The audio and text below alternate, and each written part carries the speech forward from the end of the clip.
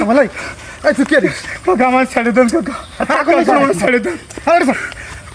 এই জীবন যাই খেয়ে কি লাভ? এই জীবন যাক কই না, সংসার যদি ঠিক মতো আমার না চলে এই জীবন যাকে কি লাভ?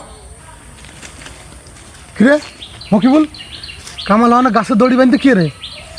তাই তো ভাই, ও তো গাছে দড়ি বানতিছে। আরে তো দৌড় দে। দৌড় দেন।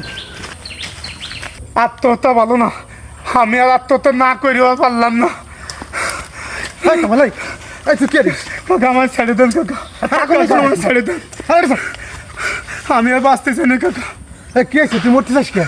আমি আর এই জীবন রাখবো না কাকা। চল বাড়ি দিন, বাড়ির মধ্যে চল। কাকা আমার বাড়ি নেন না, আমার আর নেন না। আরে তুই বয়, হ্যাঁ বয়। তুই না বিদেশে গেছিলি, তা বাড়ি এসে তুই মরবা চাচ্ছিস কে? কি আছে? কাকা বসেন তো। আমি গেছিলাম বিদেশে, বিদেশে যাওয়ার আগে প্রতিদিন 500-600 টাকা কামাই করছি। তাও কোনো রকম বউ সালমা নিয়ে ডাল ভাত খেয়েছিলাম ভালো। আমাদের পাশের কিছু মানসি এবং আমার ঘরের বউ বুদ্ধি দিল তুমি বিদেশে যাও। এখন আমার কাছে তো টাকা নাই। পরে ওদের কথা শুনে আমি কিছু টাকা পয়সা কিস্তি উঠালাম, কিছু টাকা পয়সা সুদে করে ধার করে আমি বিদেশে গেলাম। আর যাওয়ার সময় আমাদের যে নিল সে খুব ভালো কথা বললো, আমি আমার কাছে রাখবো। আরে আমি আছি না, এই করে আমি 4.5 লাখ টাকা তাদের দিয়ে আমি বিদেশে গেছি। কাকা ওই যে আমাদের নিয়ে বিদেশে ফেলাইছে, এরপরে আর আমার একদিন খোঁজও নেয় না কাকা।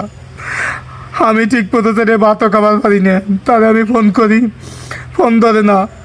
আমি বাড়ি ফোন করি, বাড়ির থেকে আমরা কি করব, বাড়িও ঠিক মতো খাবার পারে না।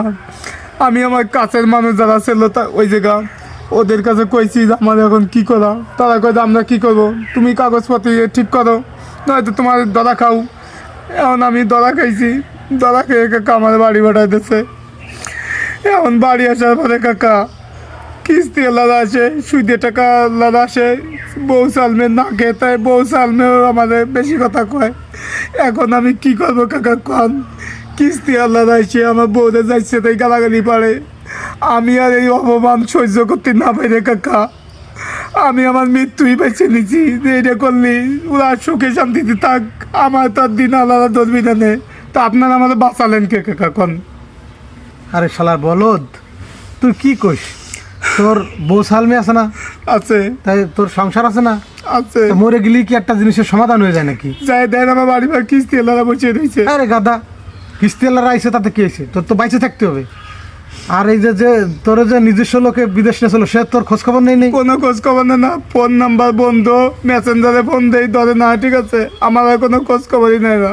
জাহিদ ভাই, তাহলে চিন্তা করেন, আমরা তো ভাবছি যে কামালের বিদেশ যে ভালোই আছে, ও মানে এমনি চলে আইছে। এর কাহিনী না শুনি তো কিছু বুঝতে পারতাম না। কাকা আজকে আমার সওয়াল ছোট চাল দিয়ে আমার কাছে 20টা টাকা চাইছে, আমার সামনে কি কান্দা কাঁদতেছে, আমি 20টা টাকা দিবার পাই নাই কাকা। আমি মনে করি যে যারা বিদেশ নেয় অন্তত পক্ষে এইভাবে বিদেশ নিয়ে জন্য আর কারণে ফেলায় না দেয়। আর কামালের মতো কোনো মানুষের জন্য এই হঠাৎ করে এইভাবে মানে মৃত্যুর পথ বাইছে না নিতে হয়।